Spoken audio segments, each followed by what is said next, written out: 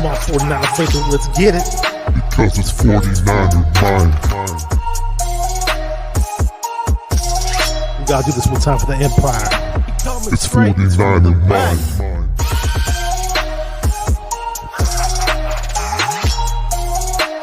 It's 49er mind.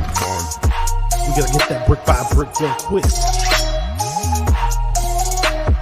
49er mind. Yeah, Yo, we can't listen to them haters, man. 49er mind. We from the Bay. 49er mind. We them San Francisco 49ers. 49er mind. We got that red and gold blood inside us. 49er mind. Yeah, freak out, yeah, I'm looking right into the video scope, and this is Macho Man, #1 Macho Man impersonator, past, present, future, yeah, and I'm here to tell you, you are watching 49er Minded with Bashar, yeah, the cream of the crop, dig it? What is up, everybody? Welcome to 49er Minded, where we get into the minds of 49er fans. Today, my special guest is CG Ruthless from CG Ruthless Sports. And we're all excited this week, obviously, because it's NFC Championship week. It's been a while since we've been in the NFC Championship game, but hey, we're back. We had a few bad seasons here and there, but we overcame it. So let's get started, and let's bring on the guests. We have CG from CG Ruthless Sports. What's up, bro? How you doing? Doing good, man. How's it going? Doing great. What's going through your mind about how we made the NFC Championship game? I mean, what was the thoughts of it? when it first happened, when it first happened,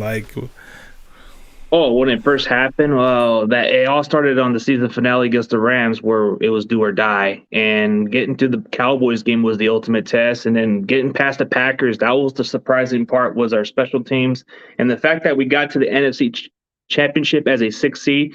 It just tells us that we have resilience and heart, and it's surprising that we got there. I was surprised. Maybe we would have just got to the wild card, and that was it. Realistically, I was thinking that way.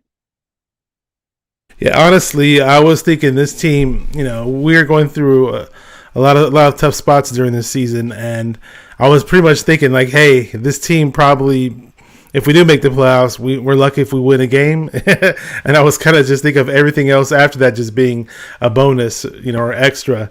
But it's great. It's great for us to finally be back.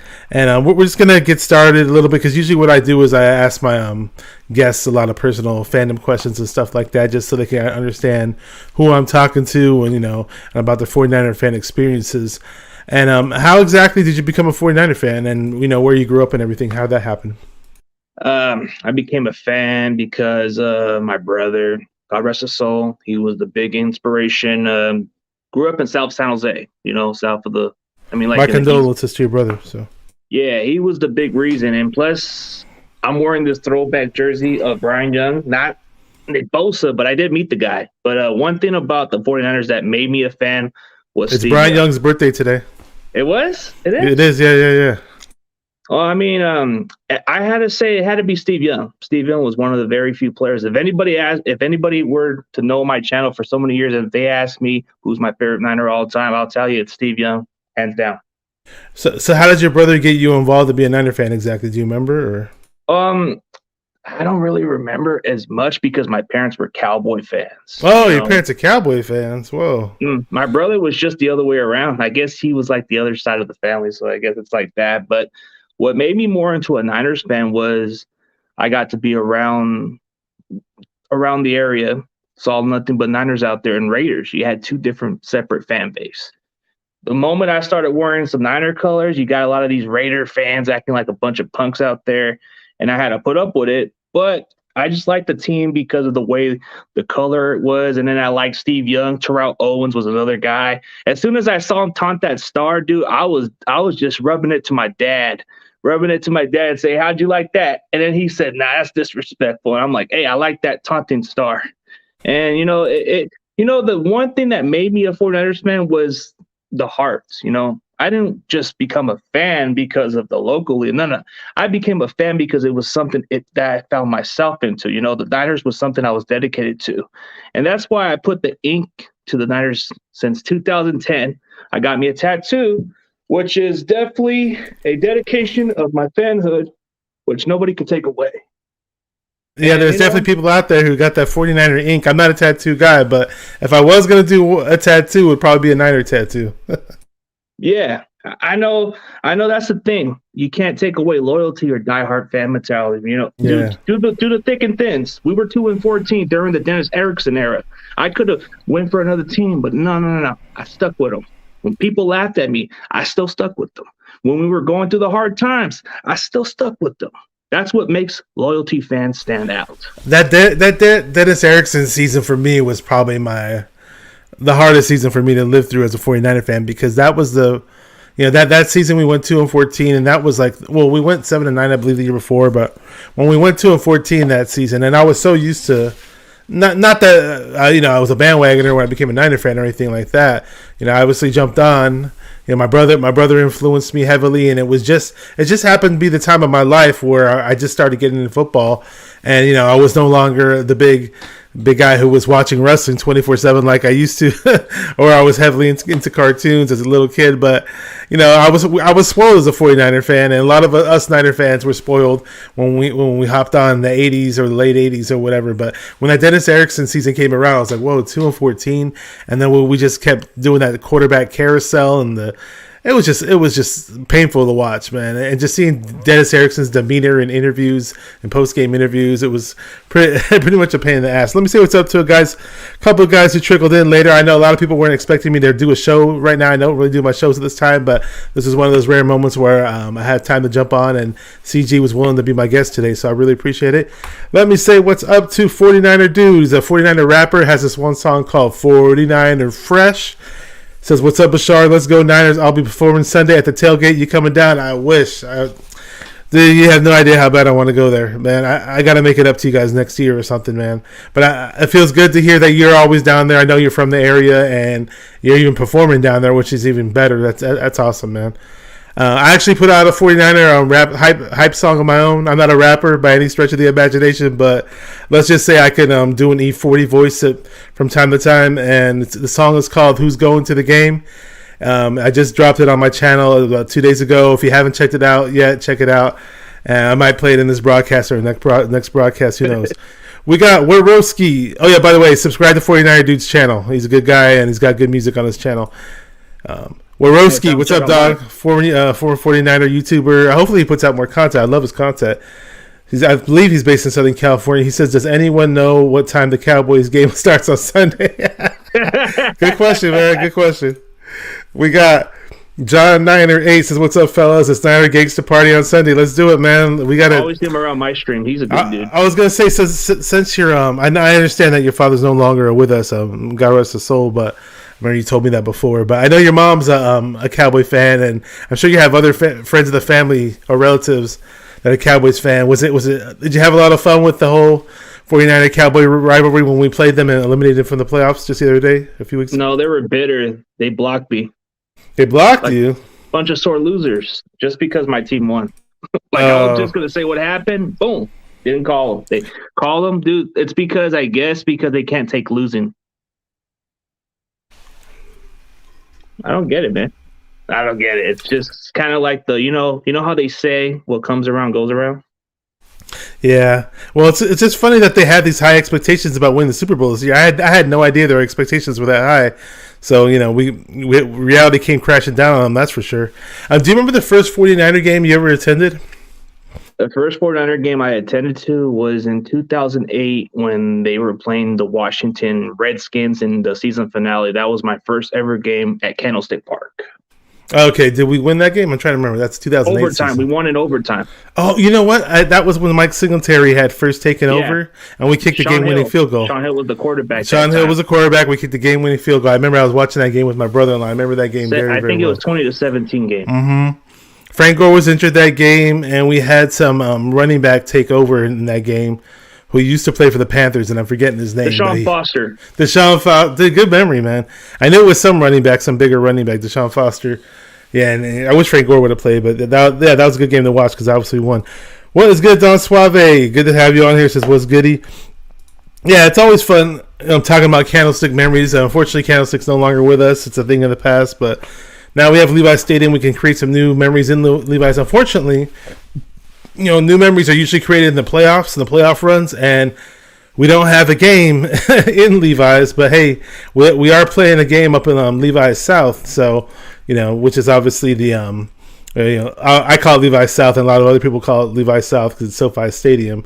Or they call it Candlestick South too. Oh, some people call it Candlestick South too. Yeah, that's funny. And I know they put up that ticket restriction ban, right? Yeah, and it just got canceled after 24 hours. We won that battle. Yeah, it's we're fortunate as 49er fans to have a strong presence of fans in other cities in California, obviously not just the Bay Area, and even in other states, we have a strong presence. So I'm very thankful. Even though I never lived outside other states, we have plenty of fans from all over. And this picture was put out by the Niner Empire in Germany. I'm very thankful that we got fans all over Europe and all over the world in general now. It's our fan base is growing. Well, Mexico's got a good fan base too. Yeah, Mexico, yeah, they sure do. So I had to put up that picture. There you go. That's a full screen. It is, yeah. So it says Beat LA. And I love that whoever did the artwork on this did a great job. Because I've seen other SoFi Stadium takeover type pictures, saying, hey, Levi's South or whatever, and other graphics. But this is the nicest looking one out of all the ones I've seen. So I definitely had to share it. That was courtesy of the 49er Empire in Germany over in Deutschland. So shout out to them, man. Heat, Dave Canal, Heat, the rapper, has a song called 49er Deutschland. When I was at one of the games at Levi's Stadium, they had some of the members of the 49er Germany chapter Empire there in attendance. And those guys literally attended like 8 games that season, all the way from Germany. So Canal, Dave Canal, Heat, the rapper, did a song called 49er Germany for them, and it was awesome. Warowski says California belongs to the Niners. Oh yeah, this is our state, man. This is our Niners own California, man. Not just the Bay Area. What up, Javier? Says, hey, everyone. And so that's cool, man. So your first game at Candlestick was now it's the Washington football team, right? It's no longer the Washington Redskins. Yeah. Have you ever?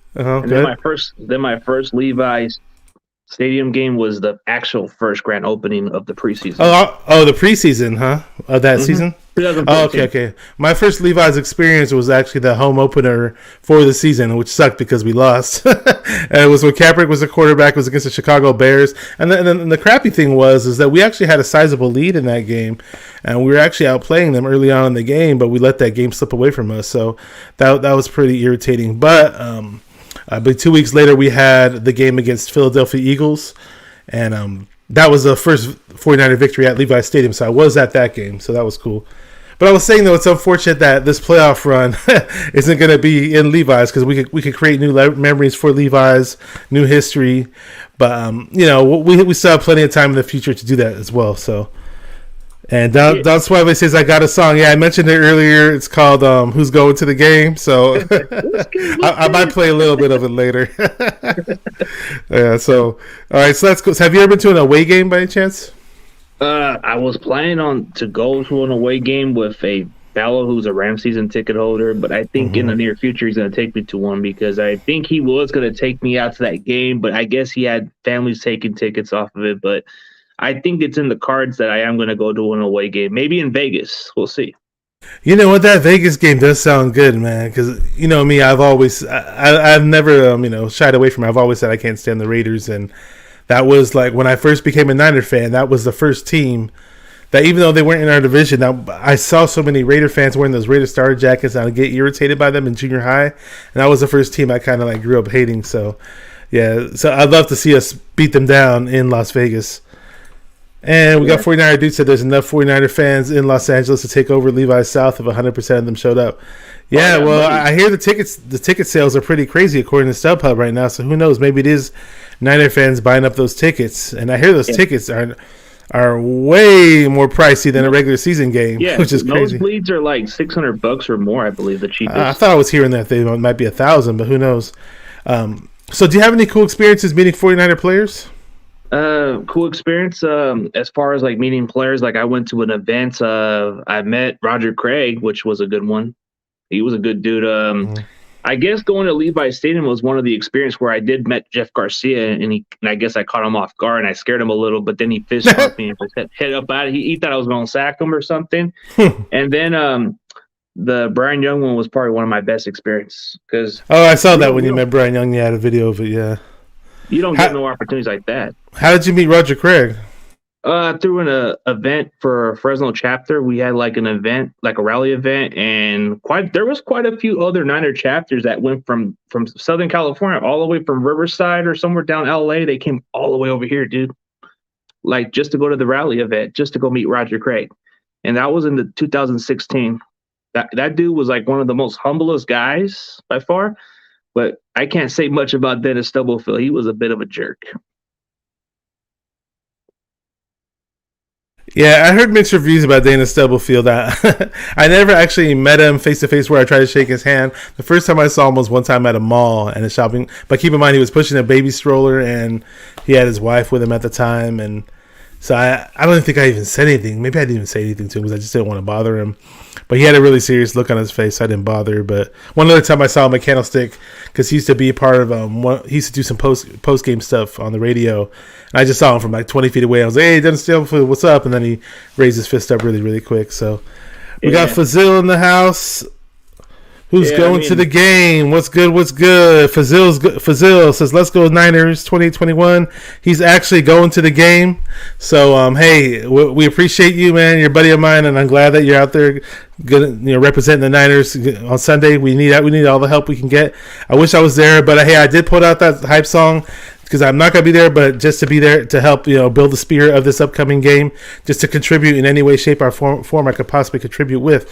We got Alien Jazz Party. Says Bashar, looking good. Thank you, brother. I wish I could have you on the show one day, man. I'd like to have you on. That's Daryl, all the way from London. He actually from the UK. He actually lived in the Bay Area at one point. I think he lived in San Francisco, but he has attended 49er games as far back when Joe Montana played. So that's pretty crazy. This guy is a hardcore 49er fan all the way in England. I was mentioning our international fan base earlier, and I'm very appreciative of that.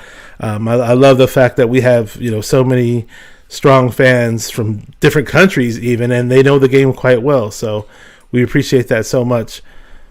And what else was I was going to get into? I was going to say something else. Oh yeah, here you go. I'm still asking my fan questions. Got my before we go on to the next topic. Do you remember what your first jersey ever was? That your first 49er jersey? It was a Jerry Rice Adidas. Back when Adidas made the jerseys? Mm-hmm. I think it was Adidas jersey, like a red jersey, red replica. I wish I still had my first jersey. It was Garrison Hurst, the running back. One of my favorite running backs is a 49er. I love running backs in general, but Garrison Hurst, number 20, red jersey, I believe it was 1996, if I'm not mistaken, or 97, and it was made by Reebok. And unfortunately, it wasn't the stitched one. I wish I got the stitched one because back then the screen printed ones were just terrible. Like, they didn't last long. If you threw them in the washer and dryer, after a certain period of time, they deteriorate, which kind of sucked.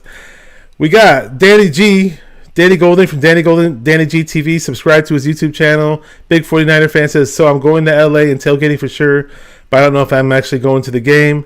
Someone on Facebook said my friend and I could pay a security guard $300 to let us in, so we'll see.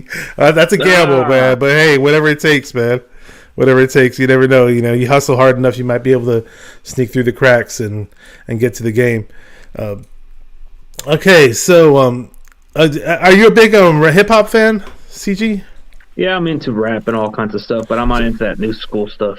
Okay, well, let's say growing up to all the rap that you listen to, who I always like to ask these off-topic music questions and food questions, because for me, music, is one of my passions. I love playing music, love listening to music, and obviously I love cooking, so every now and then I'll throw in a food question too. But who are your influences as far as listening to hip-hop? I'm growing up, and who'd you listen to? Well, as I got older, as I started to appreciate more of the rapper, I started to get more of the way he was the reason why rap is what it is today. Like, the more I started listening to it, the more I started thinking, okay, I like his music better than the rest. Eazy-E had just better beats. I don't know. So your first one was Eazy-E, or was it somebody else?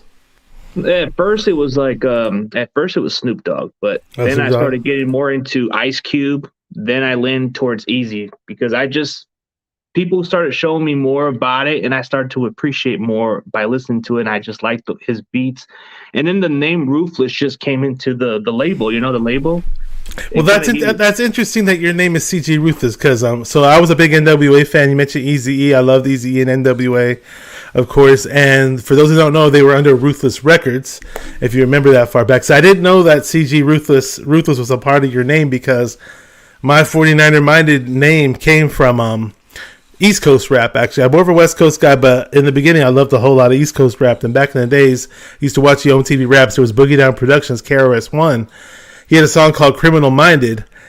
So for some weird, odd reason, I was trying to think of a name for the channel, and Criminal Minded somehow popped up in my head, and I was like, hey, 49er Minded. So that's cool that we both had that connection with hip-hop kind of naming, helping us name our channels, Yeah, well, it does kind of resemble of the Ruthless label, but it has more of what I represent. I'm going to speak the way I'm going to speak, and if they don't like it, then oh well, because I'm going to be cruel, I'm going to be honest, and I'm going to tell you how like it is. That's what the meaning of Ruthless is. What about brutally honest?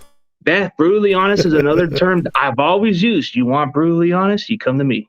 That's just the motto. Let me say what's up to some other people that just hopped in. We got. Oh, hang on. Let me say this guy first. This is Adam Prius Game.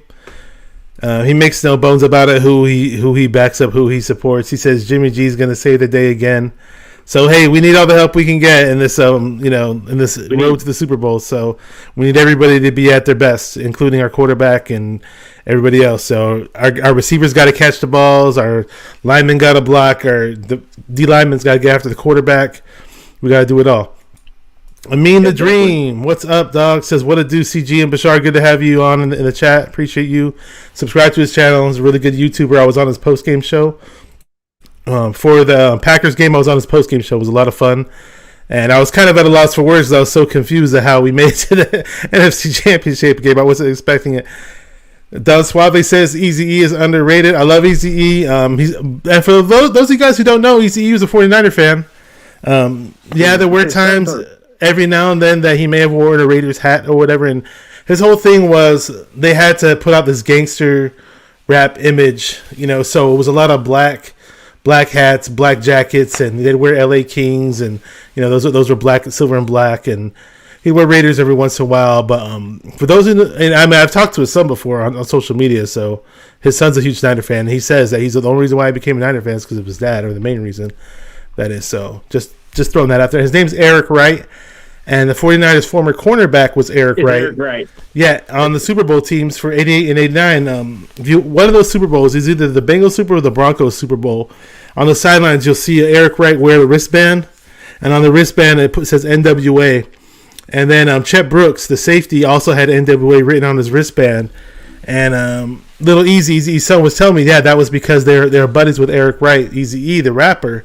So that was the whole connection. So these are things that people don't know about, and I'm not just making them up, but they are true. So he says, "Hope this guy likes my boy Jimmy." I don't know who this guy is. Oh, you, CG. He's talking about you. So I'm kind of 50-50 with Jimmy. Sometimes I'll give him his credit, and then sometimes I'll just be pissed about him. But I kind of been at the fence of him. Like early in the season, I was giving him a chance, but since he's winning, I can't complain about it. So. Yeah, I had my reservations about Jimmy G before, but I'm not going to get into that right now. I'm just worried about, I want him to do his best at this point in time. Let's just say that, Currently, I want him to do his best, this Sunday and hopefully the Sunday after. And we have 49er Dude. He says Eazy-E's son is a Niner fan. Oh, yeah, without a doubt. We may be doing a 49er song together. I totally look forward to that, if that was the case, man. I definitely want. He'd be good for the records. Definitely want to check that out.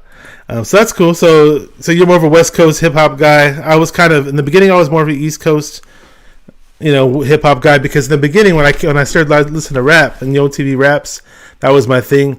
There was way more hip hop content put out from the East Coast, more so than the West Coast or the Bay Area. And if there was anything coming out of the Bay Area, it was more underground. But of course, I always loved my Bay Area and West Coast hip hop in general. Yeah. And they came out more of the woodwork a little bit afterwards. And let me just turn the tables here and switch gears because I'm always throwing in my pizza questions. I got my, from time to time I throw up my little pizza oven videos and pictures on my Instagram or on my Twitter because I just think it's fun. What goes with football better than pizza, right? So yeah. So is there a certain favorite pizza place of yours that you like, or is there a certain style of pizza that you like better? Chicago deep dish, New York style, thin crust, or what's your favorite place to eat pizza? Anything come to mind? Any preferences? Well, I like the way how they have the New York style pizza from the way they make it, but Chicago, they got that nice taste of the dish. You can't go wrong with either choice, but like I'm more into the meat instead of the veggies, I don't mind them. So you get the meat lovers? Yeah, something like that. Yeah. That's for me, I like the combination. The combination's always been my best, but every now and then, meat lovers is nice. I got a little. We're gonna dive into the heavy football talk in a minute. Great to have you guys trickle in. I know I started the show at a weird, odd time. It was one of those weird days where I had a chance to jump on here, and he had a chance to jump on with me at this time. Question from Prius Game says, will Sanu be a factor? I'm not a big Mohamed Sanu fan at this stage of his career.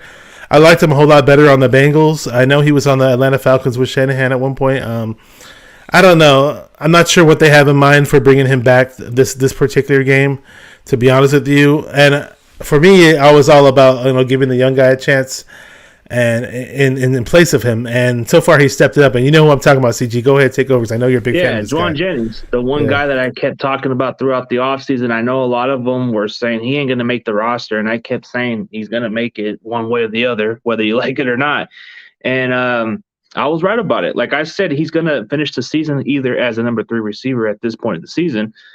But it took some time. And then eventually when Jalen Hurd, you kept hyping Jalen Hurd all. Well, I was rooting for the guy, man. I wanted him to be something, man. I just loved his skill set, but his body told us otherwise. His body wouldn't hold up. But I'm really happy for Jennings, though.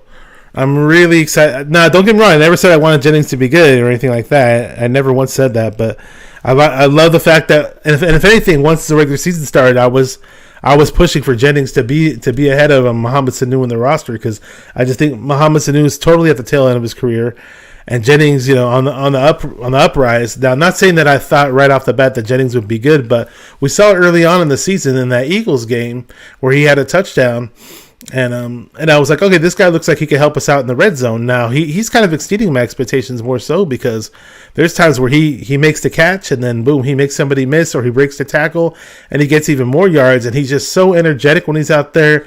People were talking about how Kendrick Bourne's so energetic and always pumped up. I think Jennings brings you just as much as intensity, but with obviously more size, and he's a taller, bigger target, and he can block good. And he's an amazing blocker.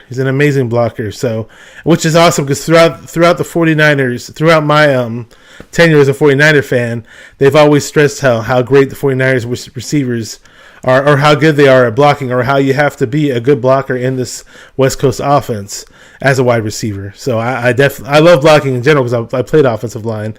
So when I see guys like Debo throwing out good blocks, or I see Brandon Ayuk blocking Micah Parsons on that Elijah Mitchell touchdown run against the Cowboys, and now I see Jennings getting the mix, and obviously tight end, but Kittle, we all know how much he loves blocking. Yeah, he does a really good job, because in Iowa they teach him how to block, so that's what he's been taught. The thing about Jennings, man, I like his physicality. I like his energy better. Like the play against Trayvon Diggs, you saw that play where he leveled him on a blocking play. Bam, knocked him out. And then I guess Diggs was complaining about a stupid flag.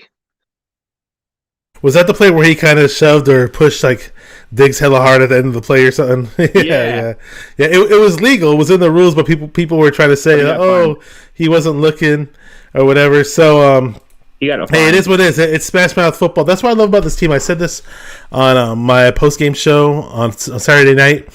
I said this 49er team is completely different from teams that you see go far in the playoffs within the last 10 or 15 years or so. We're almost like a throwback to the 70s. Maybe you could compare us to those Steeler teams almost, like those gritty, hard-nosed, tough, smash-mouth teams that will throw your face in the dirt, play amazing defense, run the ball repeatedly. And, that's what we are. We're one of those tough teams. And when we've played, I can't go on, we've played the super tough games obviously in that Green Bay Packer game, that cold weather in Lambeau Field was just a totally tough, grinded out game. Now, for the fantasy football crowd out there, they may have thought it was a terrible, horrible game to watch. I had tons of fun watching the game, and I went wild when we blocked that kick, that Jordan Willis kick, and Jordan Willis blocked the punt, and Talanoa Hufanga picked up for a punt touchdown. I do want to play a little funny video here. It's I had it up on my Instagram page, so I'm gonna share it with you guys really quick. Because we all know that when we play the LA Rams and we beat them all the time, and not saying it's guaranteed, but we're gonna beat them now, hopefully. So here we go.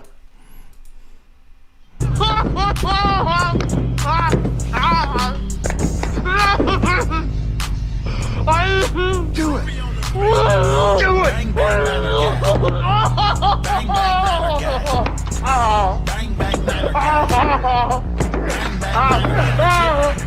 Remember, it's just a bad dream, fat boy.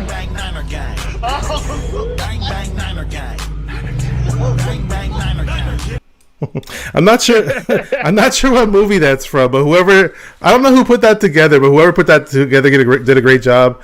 I think it's somebody named INC. I definitely want to shout them out, whoever they are. It says INC on the video, so I don't know who that is, but I found it and I had to post it up on my on my Instagram page. I just thought it was too damn funny. Did you saw that one where Debo gets Devontae Adams and then Rodgers runs off and says, "What do you want, old man? You don't want no." Where'd you put? Where do you have that posted? It was on my channel. I posted the one where Debo or where Jimmy G is what's his name smoking. He says, "You got knocked the fuck out." Okay, Clown Man says this from Full Metal Jacket. That's a movie I've never seen. I remember seeing that movie hyped up when I was growing up and when it first came out, and I never saw it. Maybe I should check it out because that scene looks pretty brutal. All right, so what's up, Clown Man? How's it going? Clown awesome Man, dude up, says what's up. I love this guy's Trey Lance draft reaction. He had a great draft reaction video when we drafted Trey Lance, and he's just a huge 49er fan. He's always pumped up about the Niners. Prius Game says Niners are playing with house money. All pressures on the NFL. Agreed. Lakers. I don't know why he's saying Lakers right there. I guess he's saying Lakers, baby. I'm the Warriors, baby. It's all about the Warriors, man. And this is a question I missed earlier when we had our little pizza conversation. Don Suave says, again, what is Detroit style pizza? It's a square slice. It's kind of like it's a square size slice pizza. It's a square. It's kind of like the Sicilian pizza, but it has these like burnt cheesy edges on the end of it. Just type in Detroit style pizza on Google or on YouTube. You'll know exactly what it is. It's pretty good actually. And John Nider says, "What? LOL, you never seen Full Metal? I've never seen it, man.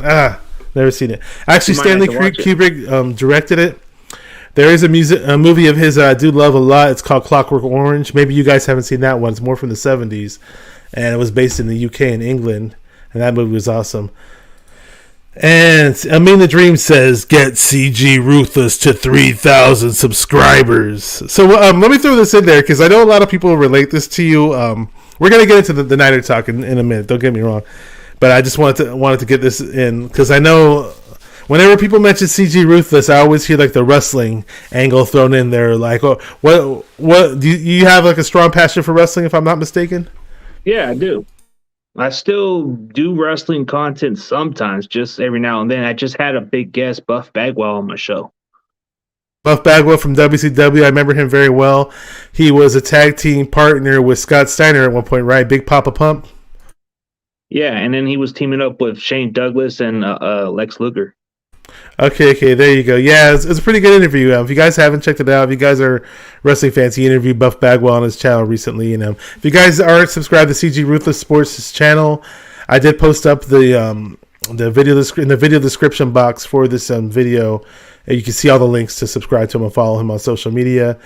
And I need 10 more for 3K, man. 10 more. Oh, you only need 10. You only need 10 more subscribers for 3,000. Okay. Mm-hmm. So if you guys are watching, you guys haven't subscribed to him yet, subscribe to him.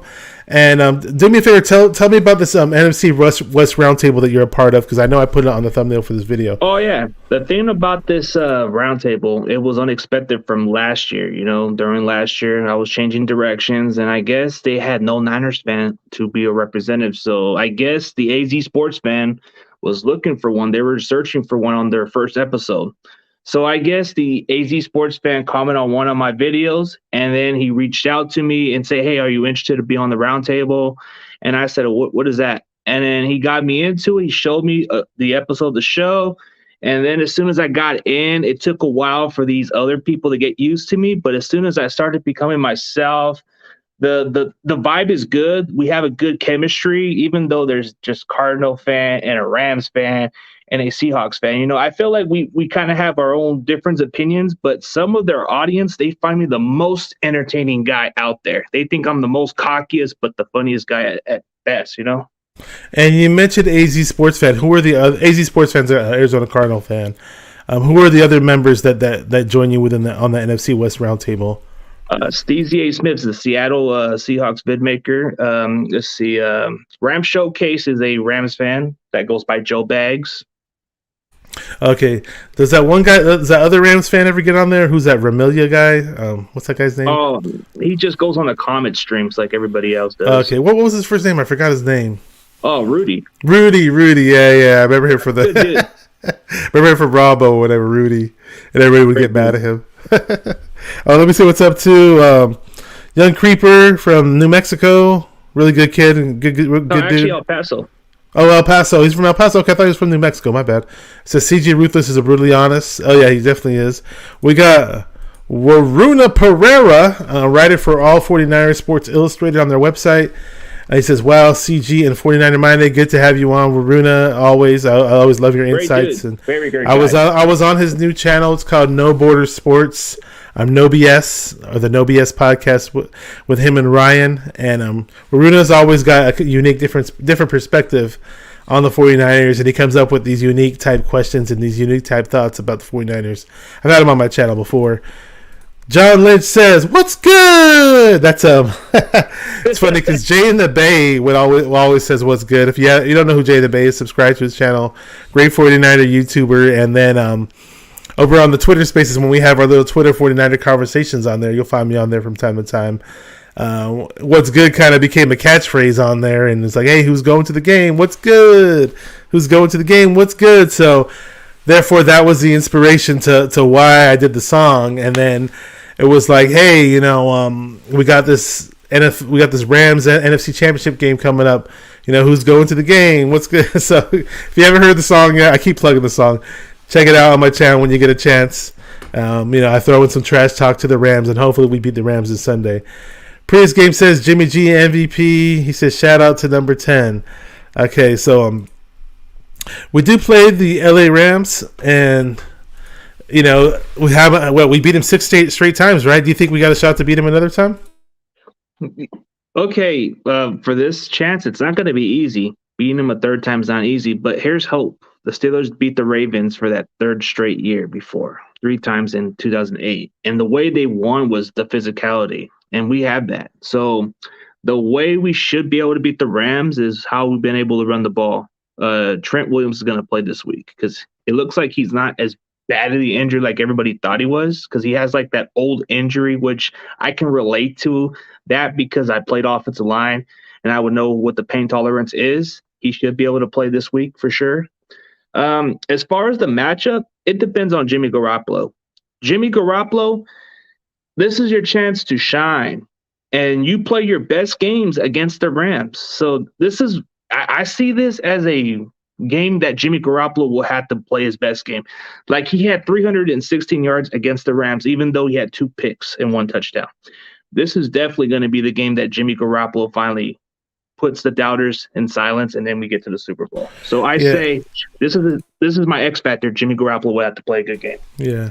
So after he put out, I was saying that Jimmy G wasn't gonna throw interceptions and not turn the ball over, because I was pretty much saying this before the Cowboys game, I think, or maybe I said it before the Packers game, but I said it before one of those games. What I was saying was basically Jimmy G doesn't turn the ball over multiple times in consecutive games.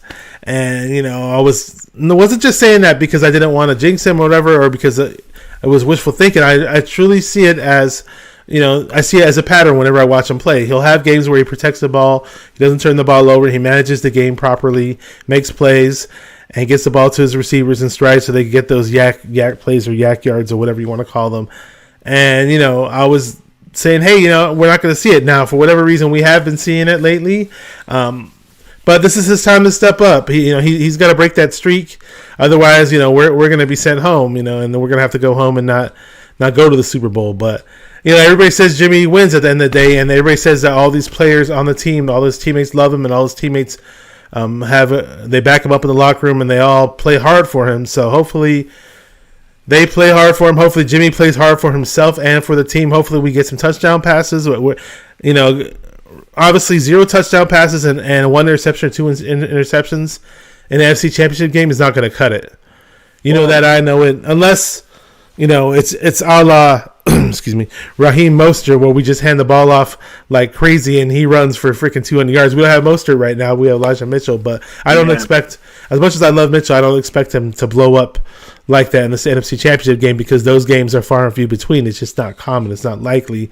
But we need everybody to step up. We need everybody to perform, obviously. And, we can't have Jimmy not playing at his best. We can't have him playing, turn the ball over. I keep saying it over and over, and everybody keeps saying it. And he's getting all this criticism from the media, too. Minik Heim said something, and then Jeff Garcia backed him up, and everybody got mad at Jeff Garcia because they said he was sexist. I didn't take offense to what Jeff Garcia said, but I just think Jeff Garcia could have kind of slowed down with his response a little, or kind of tempered a few of the things he said.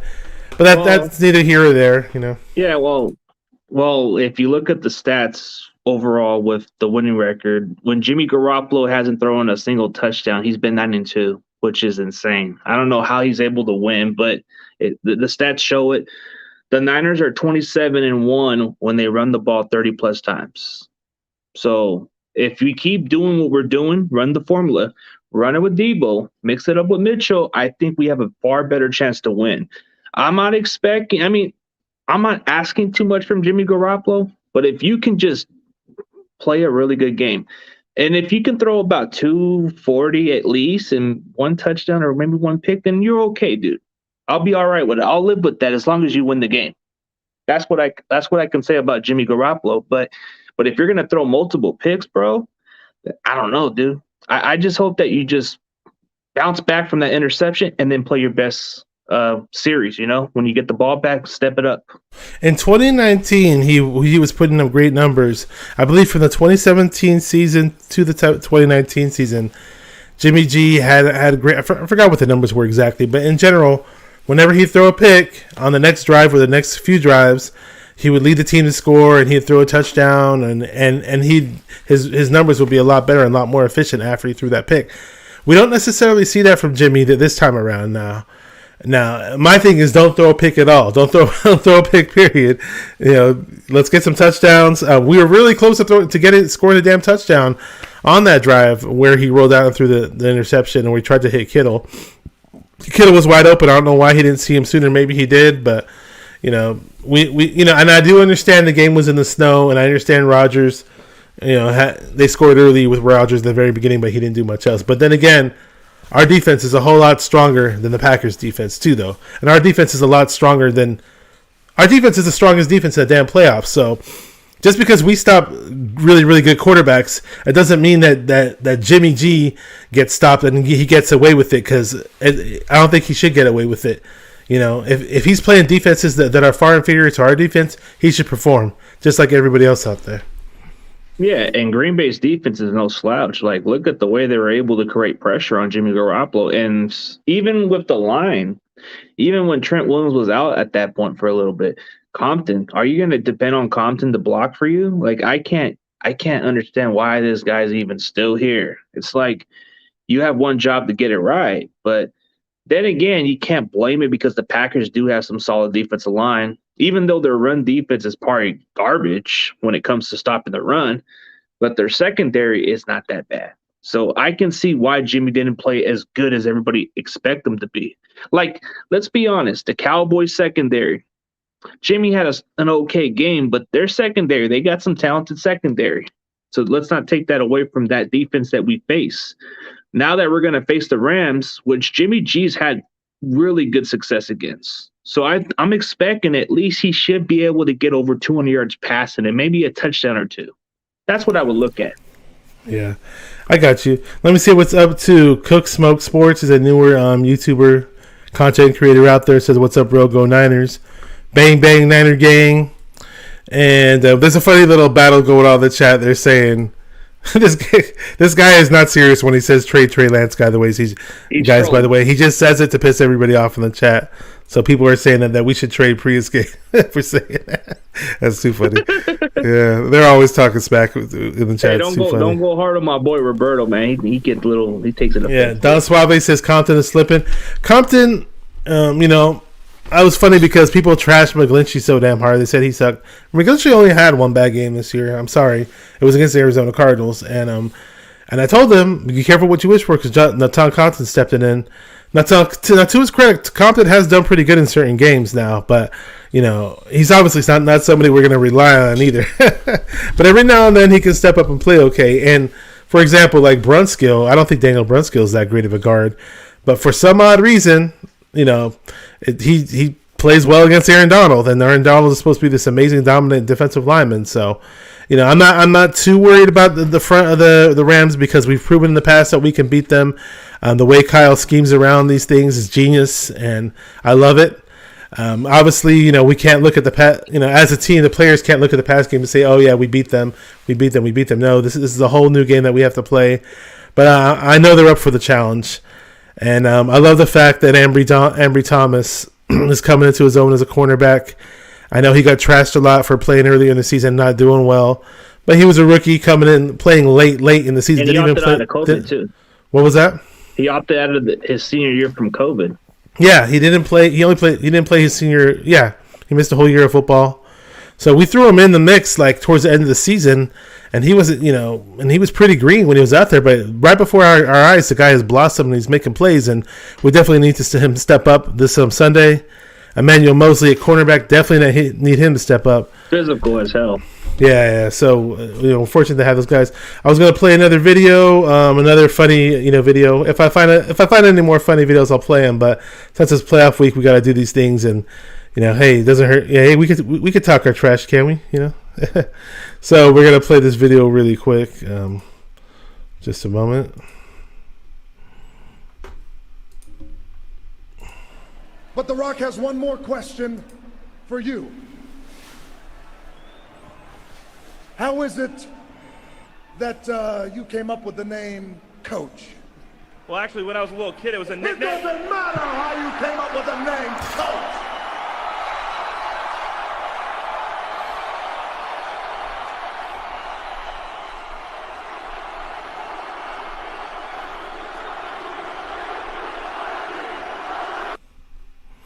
All right.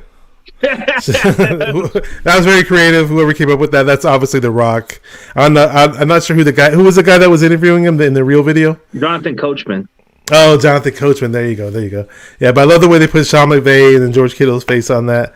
That was hilarious. And it's funny because we were talking wrestling earlier. Then I also had the Macho Man doing that little intro on my channel. So it just always feels like there's this whole. Well, the thing is with wrestling, there's always that great trash talk vibe going, and when we play these heated rivalry games, there's definitely plenty of NFL trash talk going. So those wrestling videos were great with them. Football, it's a beautiful thing. I love how they do that. Cloudman says, if we look at all the teams left on defense, we have the best. Beast back and 7 and 7. Yeah, I love the way the front seven's playing, especially the D line. I'm so happy that we can stop the run too. That's what makes. Oh yeah, and we're going into the season. They were talking about our defensive line being the strength of the team, and early on in the season we weren't stopping the run, and the only guy who was really getting to the quarterback early in the season was Nick Bosa. But now we're at the point in the season where we see guys like Arden Key stepping up, getting to the quarterback. Charles Omenihu's putting on pressure. Jordan Willis is stepping up. Shout out to him. He blocked that punt, which was awesome in the Green Bay game. Led to the Talanoa Hufanga touchdown. DJ Jones stepping up. Eric Armstead's getting sacks now. He had 2 sacks against Green Bay. Nick Bosa's always getting to the quarterback. So I love the front 7. Aziz at linebacker. Fred Warner, Dre Greenlaw. I can't say enough about those guys, man. What do you think? It's a really good collective group. They're just physical. They're just coming to play. I mean, you would have thought maybe having Dre Greenlaw coming back was kind of like, we should have stuck with Al-Shire. But I still like our depth, and I still think that Greenlaw is really consistent when it comes down to it. Like, he's a very physical presence. Like, have you seen how he got a little too physical? in the Cowboy game, right? Yeah, he was getting very physical right there. Yeah, David Yang says Samson Ibukam has been balling as well. Oh, yeah. I don't know how I left him out because whenever I think of Samson Ibukam, I kind of think of the movie Half Baked when Dave Chappelle was like, I want to talk to Samson. I don't know if you guys remember that line, but beast, yeah. So it's those guys all contribute, man. I just love the fact that we have a great rotation and they're always fresh. There's not one guy who's tired out because we're rotating them so damn much. Oh, Kevin Gibbons and Kentavious Streets are other guys. Yeah, too. I forgot about Gibbons and Street. Yeah, you're right. There was but speaking of Ebicom, he came from the Rams, so that gives us something to have the advantage of. Oh yeah. Yeah, we got Samson Ibukam. That was the only good thing that came from the Rams was Samson Ibukam, huh? Yeah, but he's good. Oh yeah, he is good. He's doing pretty good. There was and shout out to Chris Kocurek. I think Chris Kocurek is arguably the best defensive line coach in the NFL. If you guys haven't seen how pumped up he gets, there was a video that I wanted to show you guys where he's super pumped up. I would run for a brick wall with this guy. What was that? I would run through a brick wall with this guy. Yeah, he gets you that pumped up. You might as well run through a brick wall because he sounds like he's about to run through a brick wall, man. That guy's just always hyped, man. We got my boy Rogue Republican in Texas says the Rammer Jammers ain't ready. No, they're not. And Young Creeper says Fred Warner knocking the ball out. Yeah, that was a great play, man. Then that was that. Well, who was that? Josh Norman early in the season was punching all those balls loose. They was doing that peanut punch. So yeah, shout out to Fred Warner, man. I don't know who the ball carrier was, but I think it was a tight end on the Packers, and boom, Fred Warner runs up. Oh, it was Mercedes Lewis, huh? That's my friend's former high school teammate. This guy right here, Rogue Republican. They went to high school with each other. That's ironic. Yeah, I love seeing them Fred Warner punch that ball. I can't say it enough times. Just the aggressiveness, and he looked. It wasn't like it just happened by mistake either. He planned that, man. So that was awesome, and that was a huge game changer. Obviously, I love the fact that early in the season, remember people were complaining that we weren't getting interceptions, we weren't forcing fumbles, and but things have changed. I think like in the last 8 weeks of the season, continuing till now, that we're forcing turnovers. Yeah, turnovers are starting to get increased. They started to become more pressure. Before that, we weren't having enough pressure. That's why the turnovers weren't increasing until week 8 of the season started to get better. The sacks started to increase.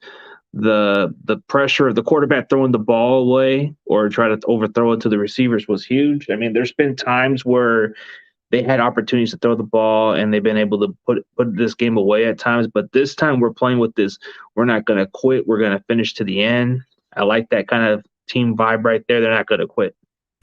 Yeah, I was saying this. I was on the podcast for Niner Nate's Nonsense.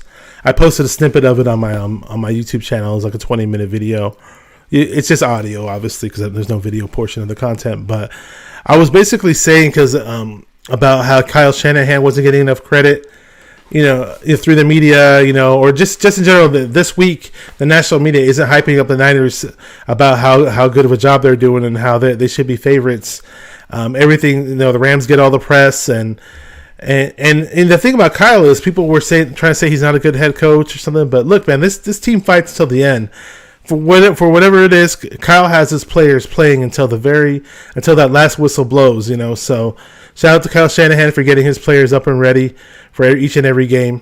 This team could, we played it against the Arizona Cardinals and we lost when Colt McCoy was a damn quarterback. People said it was a trap game or whatever, and we were getting ran over by James Conner, and nobody could cover in that game. Nobody could tackle in that game. We couldn't score any points when we needed to, and this team could have totally just blowed up in the locker room after that game and said, "F you, Kyle.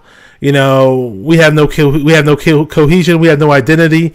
There's no chemistry." And this team could have just cashed it in at that point in the season. But no, for whatever reason, I don't know what Kyle did to them or told them, and the other coaches in general. But they rounded up the troops, and they've done pretty well since then. So hats off to Kyle for doing that. And for some odd reason, there's still people that want him fired. I have no idea why, but hopefully, Kyle proves them wrong, and we get we advance into the playoffs. I don't want to jinx the team and say we're going to do more than that, but you guys know where I'm going with that. Let me play this video though. It's a great video put out by a fan. I'm gonna see if I can get his name. I believe it's Adrian something. Adrian Jr.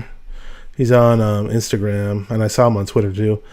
Adrian Ibarra Jr. That's who it is, and he put out this amazing video, a great hype video to hype up the fans for this upcoming game in SoFi Stadium, and it was very creative how he put it together. I wish I came up with it, and the video's blowing up and going.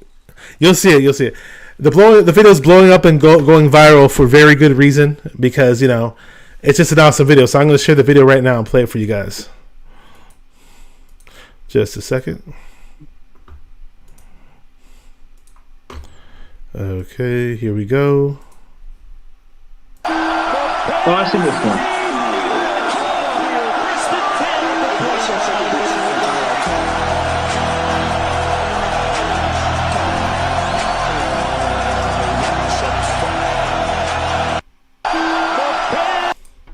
Oh, dude, I've seen that one. I love that video. How it's showing Matthew Stafford.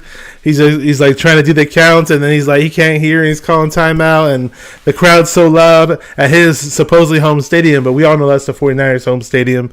We own that place. We run that place. So that's a great video. Shout out to Adrian Ibarra Jr. who put that out. He's on Instagram. He's on Twitter. So great video, man. If you're watching, shout out to you, bro. Awesome video. And let's see what else we got going on the chat. Oh my gosh, look at this guy. This guy's always saying everything to make everybody mad, and trust me, he doesn't believe what he says. Says, get rid of coach if you can't get it done. No more guessing. Yeah, okay, sure. David Yang says, in the Cards game, we had two turnovers in the red zone. Kittle and Ayuk both fumbled. Not only that, Jimmy Ward did not play that game. Yeah, we had a lot of key players missing in certain games that we lost to. We're getting hot at the right part of the season. We obviously got healthy at the right part of the season, even though we had a lot of weird injuries throughout the season. Don't you think so, CG? Yeah, like we're peaking. This is where a lot of hot teams come at the right moment. Like if you're gonna play at hot during this season, you might as well play hot in December, and that's something that we've been capable of doing. So we've been 10-3 since week 8, which is impressive. Did you not know that? Yeah, and this guy wants to. Okay, who are we gonna upgrade it? Who's there to upgrade from? Is Bill Walsh available? Let's see, is Belichick gonna be available? Tom Payne ain't gonna come out of retirement. I mean, come on, man. Let's be realistic here. Come on, you do this to yourself every week that I have my show Prius game. I don't know why you do this to yourself. I always think you're joking, but if you're not joking, I don't know what to tell you, man. I mean, you kill me with this stuff, man. What else is he saying? Maruna says, I get it, but I think we have coaching and culture to win a championship. Future looks way better. Yeah, that's what I think so too. I mean, even if we don't win on Sunday, if we don't win, in the Super Bowl, whatever. I think the way this team is built, the way the defense is built, Trey Lance's upside. I just think we can eventually put it together. Hopefully, we put it together now and do it in seasons to come, without a doubt. Rogue Republican says, yeah, I went to school with a good number of NFL players: Mercedes Lewis, Sam Parker, Keon Rambo, Larry Kroom. Okay, I definitely remember Mercedes Lewis. The other guys I don't remember. Maybe they're more lesser NFL players. I went to school with Camille Loud. He played for the Buffalo Bills and the Hawks. He was more of a special teams player, but he went to my high school. He was my high school teammate. Yeah, I played against Michael Kendricks, which he was with. Oh, okay, cool. I played against Dave Laverne, who played at De La Salle. He was an NFL offensive lineman. He was actually on the Rams for a good amount of years, so NFL offensive tackle. And David Yang says, we created 5 turnovers through the first 8 weeks. Since that point, we have been on the best at creating turnovers. That's good to know. Exactly, since week 8. Mm-hmm. And then since week 8, we're 10-3. So okay, there you go. Young Creeper says Jordan Willis with the block punt. Yeah, shout out to Jordan Willis. He pretty much saved who knows what would have happened throughout the rest of the game. But I believe there was only 4 minutes left in the fourth quarter. At that point, I was telling my friends this season's over. Hey, we're done. Hey, good season, whatever, man. This is it. We're done. And then boom, that block punt. There's a video where you can hear the block punt noise too. It's like, this one NFL cameraman had it up close or whatever. I don't know if I can find it. If you guys want to wait a little bit, I'll probably try to find it on here and post it. The close-up of the video, I'll probably play it for you guys if I can find it. I know I put it on my Twitter page, but on my Twitter page, I put like endless videos. I'm actually scrolling through my Twitter feed right now to find it. Okay, and I think I found it right here. You know what? Let me share it with you guys. This is a great angle of the block punt by Jordan Willis, and the guy filming it did an amazing job of this angle. So, just a second. Let me play this for you guys. I want to make it full screen, and oops. Just a moment. This is probably the best angle I've seen that block punt touchdown at, too. And where are we at? Give me a second to share my screen. Okay, here we go.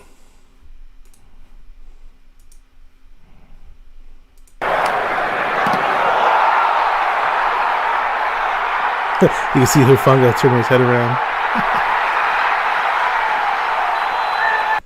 One more time. You got to hear this sound. I love that sound. Listen to that sound. I can hear that sound all day.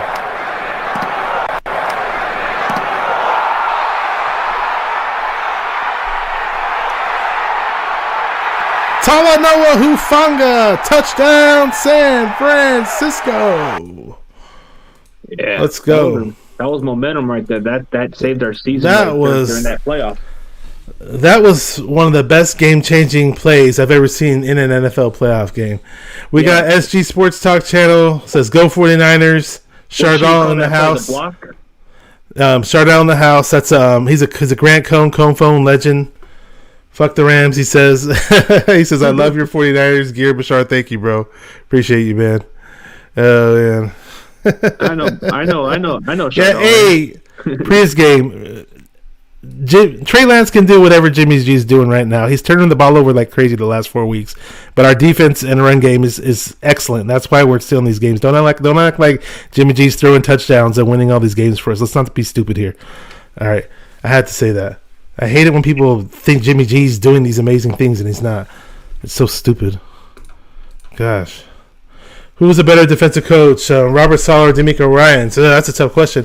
I love them both. I'll be really pissed if DeMeco Ryans leaves, and after this season, unless we win a Super Bowl. I mean, I could kind of live with it, but I mean, if you give him another year, then I will want to see a difference. I mean, first year, it's kind of impressive that he got to be promoted from linebackers coach to defense coordinator, but.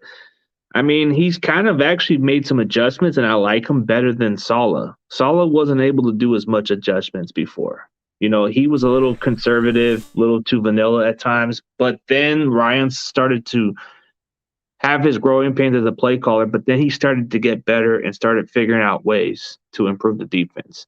And it would be bummer if he does get a head coaching job elsewhere, but I'm hearing that maybe the Raiders want to hire him and maybe the Vikings, if I'm correct.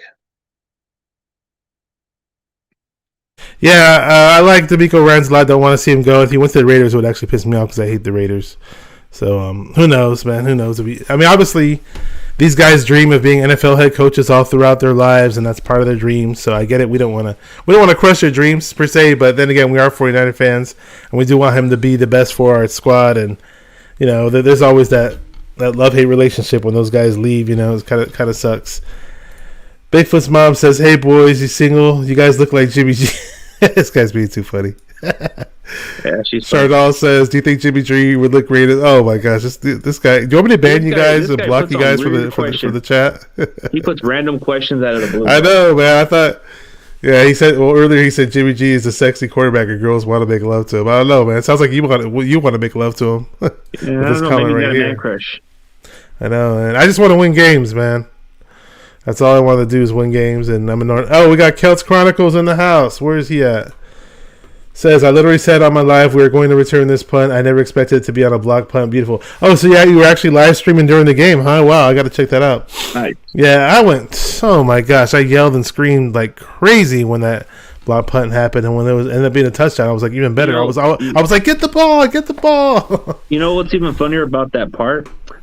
The moment that I said that at the point where I was like saying, man, I think our season's over, like, damn. And then the moment that block punt happened, this is what my mom said to me. She said, don't say you had faith in your damn team because those 3.5 quarters, you weren't saying shit. And I told her, and she said, I'm a Cowboys fan, and I knew you weren't even faith about your damn team. And then I just told her, why would I be too damn faith? It was an ugly performance. I didn't expect it. Yeah, the weather was terrible. in those terrible weather games. Everybody was getting hurt too. That was really annoying to watch. And it was, and Jimmy wasn't playing as great, and our defense could do so much. Being realistic. Our defense did excellent. It wasn't, Yeah, they can do so much. Yeah, they can do so much. But I'm glad special teams did step up big time. So this guy says Jimmy wins games, biggest turnout Sunday this week. All right. Well, Jimmy better throw some touchdowns if you want to credit him for winning games. I'm tired of him. This guy wants to trash Trey Lance, talk about him like he's so bad that he couldn't have done what Jimmy did this year, which is stupid. Oh man, so dumb. I'm just kind of like at a point. I'm kind of like at that point where if he doesn't get it done, then let's move on. But either way, Jimmy wins the Super Bowl or he doesn't get it done on Sunday. He's gone either way. So, but it's better for him. It's better for him and the 49ers. For him, obviously, we want to win a Super Bowl as a team. That'd be great to have number 6. It's great to our benefit to up his trade value to get a good draft pick or possibly 2 draft picks in return. So it's a win-win situation that way. We're moving on from him regardless. Shanahan said it just the other day. Lynch said it a few weeks ago with Matt Miyoko. I don't know where this stupid idea pops in people's heads that Jimmy G is staying. That's like the dumbest fucking bullshit I've ever seen. Go watch tennis if you don't believe, if you don't know what reality is. You get trade value. Yeah, that's the whole reason why Jimmy was a starting quarterback. And then Priuskin keeps trying to act like Jimmy G's beating out Trey Lance and he's so much better than... If Jimmy G fucking made $5 million this year as perfect salary, Jimmy G wouldn't have fucking stepped on the field this whole fucking year, dude. So stop fucking talking about Jimmy G. We're sick of your bullshit. He holds on to the freaking ball, too. He holds on to the fucking ball. He blames the O-line every time Jimmy G makes a mistake, dude. So annoying. Jimmy G better fucking play good this week, all right? Because we need to win this fucking 6th Super Bowl. Our defense is fucking amazing. Our run game is off the hook. Our playmakers, George Kittle, Brandon Ayuk, Deebo Samuel, Juwan Jennings, all those guys make excellent plays after the catch. So Jimmy G better be on his game today because I'm tired of people acting like Jimmy G should be Joe Montana or Steve Young. And my God, what has he done these past few weeks? This guy is Forrest Gump out there, man. What the hell are they talking about? See, here you go, man. All right. Jimmy G is Forrest Gump. He's running for his life if he has to hold on to the ball. Yeah, he better win this week, man. Trust me, because he's going to get a whole bunch of criticism thrown his way, just like he has been these past few weeks, and rightfully so. Because to say that he's the reason why we're winning games is just fucking retarded, dude. Yeah, the media's sucking up to him. That's stupid. And then Mina Kimes and Jeff Garcia going back and forth. I get it. I don't even want to talk about the quarterback situation right now. It's just I just think it's a Seattle fan. Like she has no. Because I already told myself I knew Jimmy G was going to be the quarterback for the rest of the season. I'm talking like freaking like week 5 or so, week 6, because I knew they were going to hold on to him to try to up his trade value. So I didn't even want to bring up the whole Jimmy G argument anymore because I was like, okay, let's play Jimmy G until the wheels fall off, and that's pretty much what we're doing right now. Well, the wheels might be falling off before we know it, so we'll see, dude. Well, the turnout will be the faithful will be in attendance in red. That's the great thing about it. We have it'll literally be a home game for us, an away home game, like every other time we play the Rams. No better dude than Hufanga to get the ball, man. Instinct is animal. I love Hufanga. So glad we drafted the guy out of USC coming out. A friend of mine just kept hyping up Hufanga the whole time, saying we should draft him, and he was kind of making it sound like he was going to be drafted in the earlier rounds. We got him in the 5th round. He's got some coverage issues, but when he plays in the box, he's really good going forward, rushing forward, moving forward towards the line of scrimmage. Going backwards, he needs to work on a few things in coverage, but what's cracking you up there, CG? Yeah, who's cracking there somewhere? Somebody's making you laugh in the chat? No, like some of the jokes that they're saying on the comments is just kind of funny. Which one? No. But I'm hoping that Bigfoot Mom is right about this. If Jimmy G is, he said trophy. Jimmy G is our Super Bowl trophy. Well, hopefully, an inside joke. I mean, I hope he is, but I'm just not real. I'm not. Young Creeper says, "But Jimmy better have a fucking perfect game with no interceptions or getting sacked too many times." That dude holds onto the ball. Yeah, this game makes me cuss. So I don't really cuss ever in real life unless I talk about my football frustrations. It brings out all the curse words in me. And honestly, I held up. I didn't say too many bad words watching the game. Well, a couple times here and there, but yeah. Oh man, this is. We've been. You know why we get like this though? Why we get mad sometimes when it comes to this talk? And how long have we been waiting? I was 18 years old, 1995, when we last won the Super Bowl.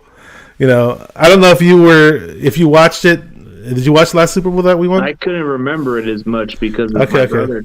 I was like a kid, so like I was about 5 or 6. Yeah, so I was like a toddler. Bigfoot's mom says, "Do you think our defense is the best in 49er history? If we win the Super Bowl, I think it should be the best 49er defense in Super Bowl history." It gives you the Baltimore 2000 defense vibe a little bit. I mean, that defense got a whole lot more press and a whole lot more coverage throughout the season too, because you have this big name guy Ray Lewis, and see, I got my Patrick Willis picture up in the little corner next to me, and it's it's unfortunate that Patrick Willis isn't around anymore to play with us on our team anymore. I mean, he's still alive, obviously, but he's not a Niner anymore, and it'd be nice to have him around to help him hype up the defense and get praise for the defense. So we got younger guys taking over. We got Fred Warner, I mentioned, Aziz, we got Dre Greenlaw, Jimmy Ward, who's very low key. He's really good for what he does, but he doesn't make the big, huge interceptions like everybody wants him to make. Deflection, he does. He'll deflect when he needs to. But if you watch the game closely, he definitely makes his presence felt. He definitely belongs when he's out there. He talks his mouth too. SG Sports, this guy's always saying funny things. Says you should grow a beard. No, I'm not a beard guy. This guy's Bigfoot's mom says I was skinny and I had hair the last time we won it all in 1995. Rogue Republican says I was in the 7th grade when we won the Super Bowl. 1994 was a great year overall. Kels Chronicle said I didn't want to go there, but Jimmy's our weak link period. We would win like this with Fitzpatrick and many other quarterbacks. Jimmy just happens to be a 49er at the right time. He better make use of his opportunities. What was that? As long as he doesn't fuck up, excuse me. Yeah, I mean, hey, we all saw Trent Dilfer win the Super Bowl, right? So, I mean, who was that? Who was it? Brad Johnson, the quarterback for the Tampa Bay Buccaneers. He could actually throw the ball deep, though. I mean, he was. Yeah, Jim McMahon. Yeah, Jim McMahon did it. I mean, if you pull up his stats for that Super Bowl season, he threw oh my gosh, you'd be surprised at what his stats were. He barely ever threw the ball that season. He didn't have to throw the ball really. It was weird, man. He just obviously he had Walter Payton, which was an amazing running back. Defense, yeah. Yeah, Walter Payton was awesome. In the 1985 season, the 85 Bears, Jim McMahon threw for 2,392 yards, 15 touchdowns, and 11 interceptions. And they won. It was funny because Jim McMahon was really cocky, too. Yeah, he was. He was and super... Then, and you know what's an interesting stat? That one quarterback who actually won a Super Bowl without throwing a single touchdown during the playoffs was Tom Brady, the first Super Bowl. Oh, in the first Super Bowl? He didn't throw a touchdown? I thought he didn't throw one in the Super Bowl? No, he didn't throw one in the playoffs. Oh, in the playoff run. Okay, the playoff. It's before he became who he is. He was but in the Super Bowl, I'm pretty sure he probably threw a touchdown. Yeah. But in the games leading up to it, I get you. Yeah, I mean, yeah, sure. I mean, if you look up Tom Brady's stats, his very, very first year, he wasn't that impressive. He was Roethlisberger. Yeah, Tom Brady was still coming around. I remember Ben Roethlisberger as a rookie, where they think they were like 15-1. Yep. He was kind of like a game manager. He wasn't really throwing the ball much at all. In the Super Bowl, he had more interceptions there. Yeah, Tom Brady's Super Bowl season, he threw for 2,843 yards, 18 touchdowns, and 12 interceptions. Those are so rinky-dinky numbers, nothing to be totally impressed at. But then throughout his career, he started throwing for 4,000-yard seasons, 4,800 yards, 5,200 yards, and 35 touchdowns, 36 touchdowns. And this year he threw for freaking 43 touchdowns and 5,300 yards. I have no idea how he did it at age 44. That guy just... He does that at ridiculous. I don't get how Tom Brady does it, man. It doesn't make any sense to me at all. What it says, Debo going to get $20 million a year, I bet. Yeah, they are working on a contract extension with Debo Samuel.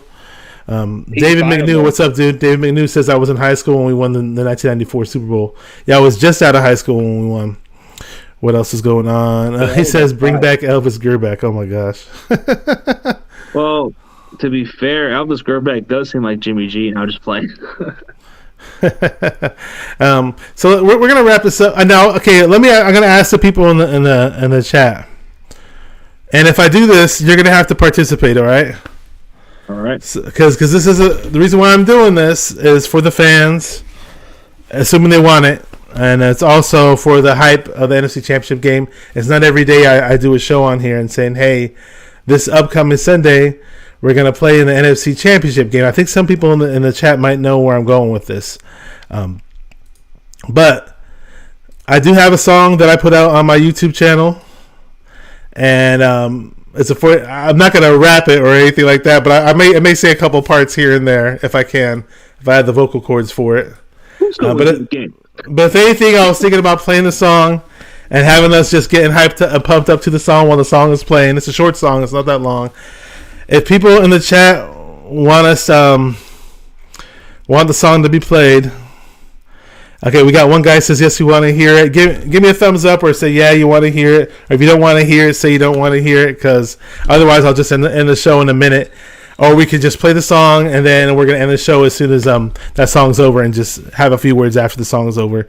So if anybody wants to hear that song and see us getting hyphy to the to the E40 impersonation song that I did, say yes. So we got 3 votes. Let's see. Oh, let me see. This comment is really, really quick. It says, only 3 quarterbacks in NFL history lost the Super Bowl to come back and win one. There are Hall of Famers Len Dawson, Bob Greasy, and John Elway. I'm choosing to believe Jimmy will be. Well, if Jimmy does win the Super Bowl, and keep in mind, when he does good, I praise him. I've never said anything bad about him when he does well, and he deserves praise. But if he does win the Super Bowl, hopefully he does. Again, I want him to do well. I never said I never wanted him to do well. But when he does bad, I'm going to say he does bad. But if he wins the Super Bowl, he's going to be the first NFC quarterback who has lost the Super Bowl to come back and be the Super Bowl winning quarterback in the future. So who knows? He might make history being the first NFC quarterback to do that. So it looks like we're getting a lot of positive votes here. This guy says I'm E40. Another guy says I'm E40. No, you're like the Middle Eastern version E40, just like the Asian E40. The Asian E40. Yeah, that guy's pretty funny. See? Yeah, all right. So I'm gonna share the audio tab, and we're gonna get going. And we're gonna. All right. So CG, I'm only gonna play this if you act like you're at the game and the song's coming on and we just scored a touchdown. So I'm going to play this and imagine we just scored the game-winning touchdown in SoFi Stadium, Levi South, and I'm going to act like we just scored the touchdown in SoFi Stadium, Levi South, and we're basically going to celebrate to the song that we scored the game-winning touchdown at Levi South because we're going straight to the Super Bowl, baby, with Jimmy G as our quarterback. How about that? Huh? Who would have thought? So we're going to play it right now. Let's go. Touchdown! Touchdown!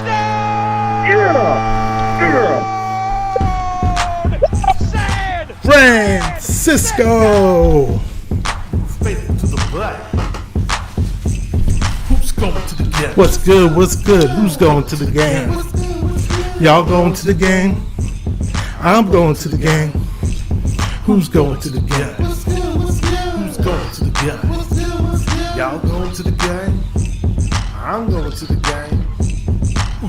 Who's going to the game? What's good? I know we'll be popping up in your neighborhood. Them 49ers gonna punch y'all in the mouth. They're gonna rename SoFi Stadium Levi South. Them LA Rams don't stand a chance because Debo Samuel scored touchdowns and do the hyphy dance. You never sell out your stadium because you got no fans at the end of the day. Same old sorry ass Rams. Our defense is lit and it always be cracking just like Green Bay. We're to the rental pack. We're taking the lead by storm and y'all have been blinded. Nobody rests the squad better. The 49er minded. We'll have it confused. We'll make it linebackers frozen. The Scott Shanahan no one draws players over. These Dre and Fred Warner were top 5 to move to make it sound quarterback. Play like Uncle Rico. Who's going to the game? What's good? What's good? Who's going to the game?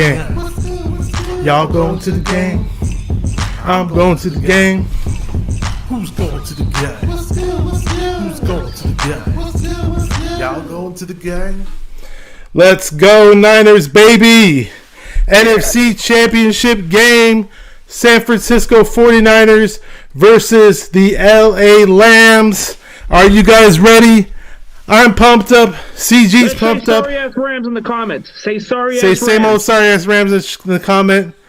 We are piped up for this. SG Sports says hyphy burrito. I don't know what he meant by that. Uncle Rico. All right, so thanks guys. I appreciate it. We said Jesus dries. Chaos Chronicle says Jesus had dreads, so shake. Jesus Christ had dreads, so shake him. All right, 49er dude says go Bashar. Hey man, that was a whole lot of fun. I felt, I want everybody to be pumped up for this game. I'm pumped up. CG's pumped up. We're all pumped up. Any last words going into this game? And just let everybody know about CG Ruthless Sports' YouTube channel. And we're gonna end the show. All right. Well, CG Ruthless Sports is the channel. You want passionate, you want brutally honest, you come to my channel. You want to see a debate with the NFC West Roundtable, that come to me. This is just going to be a good week. I'm looking forward to this. You know, I have the energy. If you haven't seen what John Chapman said about me, I am the George Kittle of Niners podcast, and I am exactly what he says I am, if not better. You know, I don't know if you saw that one.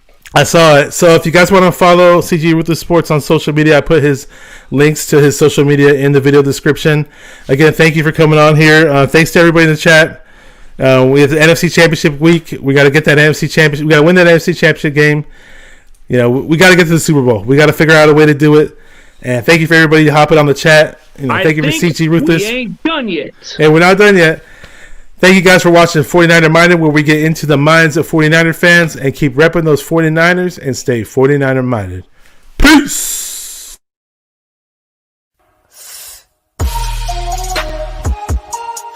Come on, 49 Faithful, let's get it. Because it's 49er mind. We gotta do this one time for the Empire. It's 49er mind.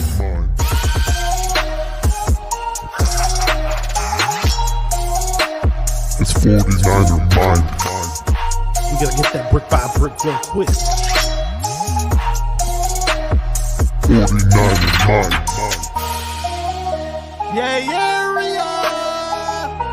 Yo, we can't listen to them haters, man. 49er mind. We from the Bay. 49er mind. We them San Francisco 49ers. 49er mind. We got that red and gold blood inside us. 49er mind.